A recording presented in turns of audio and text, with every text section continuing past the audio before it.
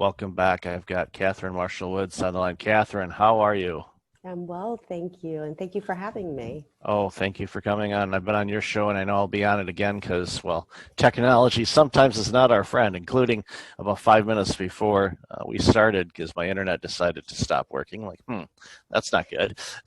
It would be okay if I was in the middle of like watching a movie or something. It's like, okay, I can watch it later. But no, this is one of those things where we record this live, so you kind of have to have it working live. So anyway, technology is always a fun thing.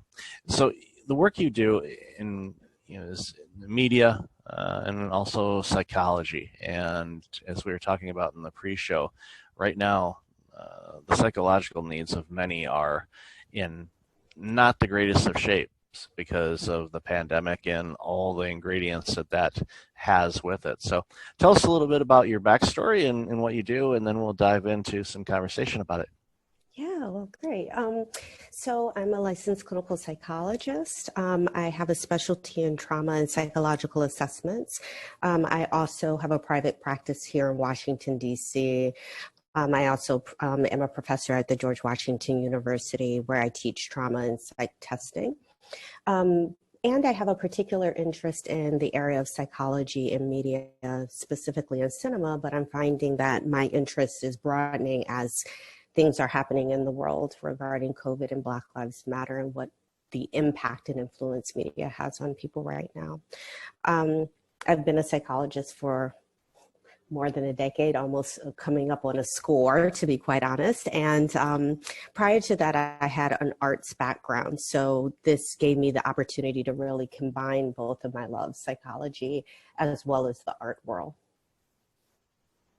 No, it's a diverse background, but they all connect in a variety of different ways, and definitely the psychology of the Black Lives Matter, the riots, the reasoning for it, the travesties that we've seen, and the movement has been inspiring for me because during a pandemic, especially right now, there's great opportunity for us to correct some things and take stock in how things were, quite frankly, not working in a variety of different arenas, and figuring out, okay, what can we do as a human race better than what we were before because of this pandemic. And my fear is that, one, right now everyone is having so much anxiety and stress and burnout and everything else, that when things get back to, I don't want to say normal because normal won't be here anymore, but whatever normal is, I don't think we'll have as many people that would have made the necessary improvements in their life that should have. Because, and even in a statistic that we talked about again in the pre-show, probably should have recorded that, but anyway, Cleveland Clinic had released a study where 69% of people surveyed say that they're burned out right now, but no one is really getting help about that. And for somebody that works with people that are dealing with burnout, you in all of the work that you do, that's a specialty. It's like helping people navigate through stressful times and problems emotionally, physically, and mentally. The fact that people aren't getting help is really concerning to me. So I'd love to ask you, why do you think people don't ask for help? What are some common things that you've seen in those that finally start reaching out to you and people like you to get help? Why is there such a big wall that they put up to seek guidance and help when it comes to challenges like this? That is a very loaded question you're asking.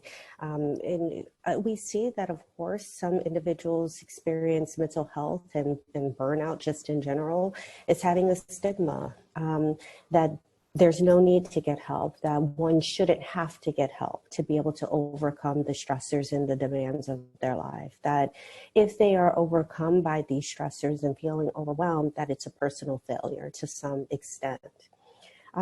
Then there's other individuals who really struggle to be able to say, I need help, and they don't want other individuals to know that they need help. There's a level of humility that comes with the idea that you can't navigate your world in a successful way without assistance. And so it prolongs individuals from being able to reach out.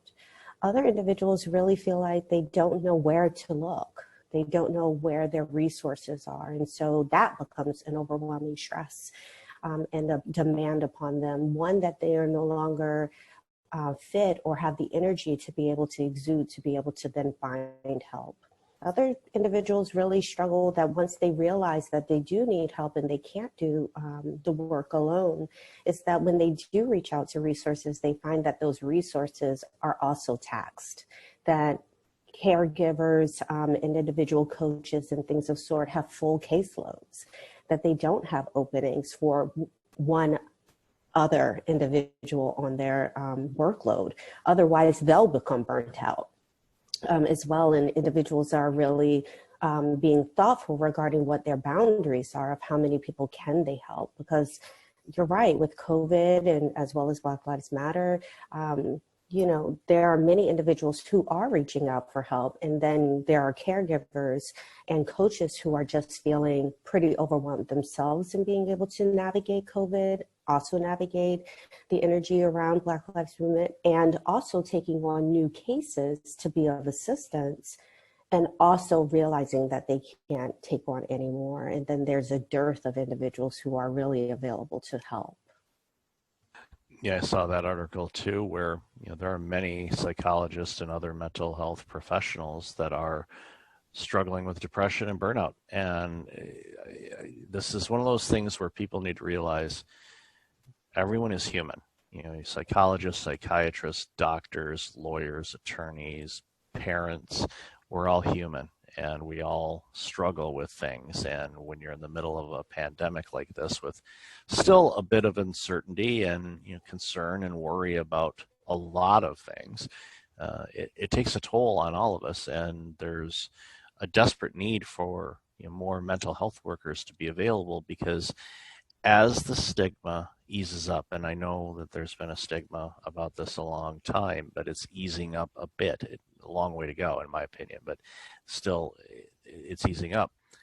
What we're going to find is we're going to have we already know this, we have an extreme shortage of people that work in this space, and we need more. And but because caseloads, everybody says, well, we can't take on one more person. It's like, well, the cases that therapists see, the stories that we hear are devastating. Some of the stories we've heard would crush people if they weren't prepared and didn't have the defense mechanisms to kind of shield themselves from that empathy becoming too personal and taking it in. But still, it doesn't mean it doesn't happen. We hear tragic stories of people that we know and love that have gone through some bad things, and people we don't even know that well. But the stories are pretty horrific. And taking on another person, if you haven't been able to cope and deal with learning and hearing about those things, the next thing you know, the therapist becomes the patient. And that happens, unfortunately, a lot, just because we're human and we're in the caring business. We do care. That's why we do this work. But at the end of the day, it's not an easy go. So again, having said that, it's fine to go get help. You don't have to fight this alone. There's no judgment. There's no condemnation. You haven't failed. And I think that, all those self-limiting doubts that kick in when people are approaching to get therapy kick in. I know that personally. I've had therapy myself, and it's one of those things where I'm thrilled that I did it, because it helped me break through some things that had been a problem in my life for a lot longer than I thought. But then when you start peeling back the onion a little bit, you go, ooh, okay, that's where that took place. Okay. And it helps you grow and move on from it, so those things don't impact you the same way that they did before. Yeah, and I think it's important to, when you said that everyone's human, including, let's say, mental health professionals, we are all human and we're living in the world with the patients that we treat. And so, yes, we do hear these stories that are their life narratives, that they're coming to therapy to be able to work through. And some of them are devastating, some of them are tragic, some of them are traumatic. And then outside of that, once the day is done, then we are exposed to other aspects of trauma, our cultural trauma, really, that's happening in the world right now with, let's say, COVID, that we are not immune to some of the concerns that people have regarding how to be safe in COVID, how to navigate in a new way, how to be flexible in the way that you navigate, most importantly, how to be safe when you're navigating the world, and what people are feeling when they see that individuals lose their lives from the hands of police officers, what that feels like for us and what we want to do, as well as providers, and how do we get involved as mental health professionals in a way that honors who we are personally, but also who we are as a profession. Yes, and it boils down to seek to understand, I think, is one thing that I tell people in every aspect of life, whether it's in conflicts with other people or society or political nature or anything like that. Seek to understand the other party's point of view, where they're coming from, in a calm manner, because unfortunately sometimes the noise is way up here and no one can hear. All they're hearing is yelling and screaming. They're not hearing the actual content of what people are saying, because what you find in most conflict resolution situations is there's a lot more common ground than they think, but they isolate on a couple things that just gets flared up, and it makes everything else either invisible or not noticeable because you're so focused on these two things. And once you look past those things and actually come to a common ground, you find that many of us are a lot more alike than we think. And I know sometimes people hear that and say, "I'm not like them." It's like, no, no, let's look at this from a objective point of view, non-judgmental, and it levels the playing field a little bit, because everyone's got challenges, everyone's got triumphs, everybody's got wins, and everyone has challenges that they wish didn't happen or have happened in their life. But at the end of the day, we all can grow, we can all learn from each other, and all of that. So for a period right now, we're in the middle of a pandemic and people are struggling. What are some things that you advise your clients and the people you talk to do to make sure that they can mitigate some of the stressors and the anxiety and the other things that can come up really easy during a time like this? Mhm. Well, I definitely do ask that individuals take time to be able to really assess where they are on the continuum of anxiety. Do they feel like they are overwhelmed by anxiety that is leading them to be debilitated by it and not able to leave their home, even though they may have some freedoms based upon where they live? Or do they feel like they don't necessarily need to protect themselves, and where are they with their understanding of the virus in general? And once we have some information regarding where they find themselves, is where do they feel like their levels of anxieties lie at this point? And what sort of things do they have that they're in control of in order to be able to keep themselves safe as much as possible? Um, it, does that include hand washing? Does that include actually having services bring your groceries to your home? Do you feel like you have health conditions that lead you to be more vulnerable, so you may choose different options than another individual who feels like they are healthier and who could actually deliver things to someone else's home to assist? Do you actually want to be an individual who is out more on the front line assisting other individuals? Does that make you actually feel more empowered? We would actually call that sublimation, where you use your feelings to be able to do something that's more altruistic and helpful for your community and your environment. Is that something that would actually make you feel more empowered and in control of how you're living your life at this time? For many individuals, actually, and I've actually written a blog about it, is how is the media impacting how you're feeling?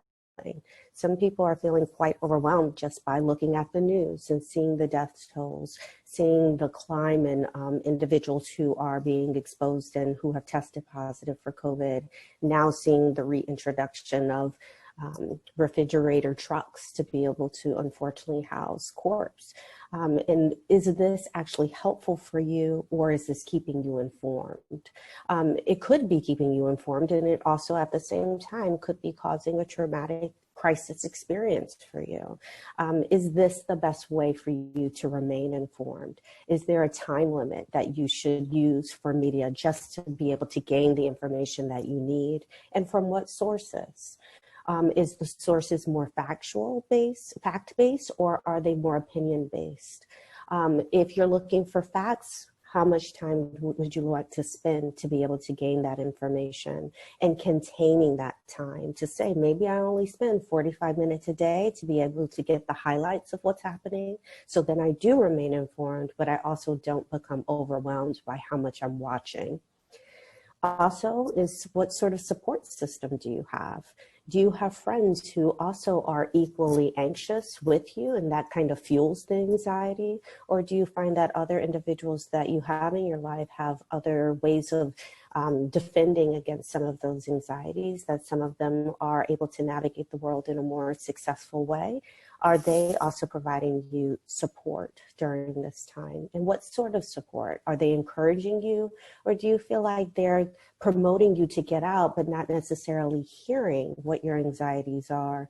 And sometimes you may feel like this person or these people can be supportive, and because they're encouraging you, but if they're not hearing your anxieties, you may also feel unheard. And not very supported within those relationships. So also gauging the type of support that you are receiving during this time. All great points, and I'll tie into the media thing. And I think that we may have discussed this when we were chatting before, but I don't recall. When the pandemic had started, and I saw, television footage of cars in a mile-long plus single lane waiting to get groceries because they were all unemployed at that particular point, and they didn't have money to be able to buy food, so they were in line to get some food so they could eat. And it triggered me because it reminded me back of my own loss back during the previous economic recession of 2008, 2009, 10. And I had my year of worst case scenarios that I like to refer to. And it triggered me. And right now, thankfully, I'm not in that situation at all. I don't have any of those losses. I'm fortunate, revenues coming in, eating, probably should eat less, working on that. My health is good, and life is good. I'm not happy about us being in a pandemic, but there's only so many things I can control. But it caught me, and for a couple of days, I was like, why in the world do I feel in this funk? And I recognized I was being triggered by a past trauma, by something that I saw that wasn't directly affecting me, but it was definitely impacting me. So I was able to do the work that I've done before and realize, okay, this is not something that is impacting me personally. It's impacting people in the world, and what can I do to help, and without being detrimental to my own well-being. So I've done some things to help with that, and I think that was a big thing for me to be able to recognize that. But for many people, they don't have the insight or the experience to be able to understand what they're thinking or feeling at a particular moment and why it's impacting so many aspects of their life. Mm-hmm. And that is a big part of what psychotherapy offers, specifically psychoanalytic and psychodynamic types of therapy, is to be able to gain a better insight as to how your past in particular is influencing or can influence your current day situation. Where, like you mentioned, this example is, I think, a perfect one to illustrate that someone's past and what they went through in the past could trigger an emotional response and actually cause for several days a mood change. And so I think this is really important for individuals to have opportunities to be able to examine and explore their inner world, and where their inner world currently actually has the roots of the past. And that is the type of psychological work that I do offer my patients, is going back into their history, talking about their childhood, talking about their early teen years and early adult lives, and seeing where those connections are. So then, let's say if they do see a news media segment that looks similar or evokes similar feelings to their past, that they are able to understand why they feel triggered, why this had such an emotional intensity for them. So then they're not kind of taken off guard. And even if they are, that's okay. But they at least then have the skills to be able to then slow down, perform a self assessment, be able to identify where that link may be, and then be able to ground themselves in, actually, I understand why I was triggered, but it doesn't necessarily reflect my current life. And so I'm okay. And now what can I do? No, there's so many things that we can do, and there's with mental health and the professionals that work in our sector, it's crucial for people that are struggling with things to go get the help and really focus on not being so self-judgmental of themselves to reach out and get the help. So, Katherine, I've loved our conversation today. Where can people find out more about you and this awesome work you're doing? Sure. You're welcome to go to my website at www.psychmindedmedia.com. I'm on Instagram under Psych Minded Media. There I also have my book, which is Best Psychology in Film. If you're interested in learning about the psychological dynamics that's found in different films, and just to be more thoughtful regarding what you're watching and the influence it can have on your mental health. I'll definitely have that information in the show notes. Katherine, always great to talk with you. Great to see you again. And I know we'll be connecting in a few weeks We on your will. show. So thanks Yes. again for your time today. Thank you, Michael. Have a good day. You too.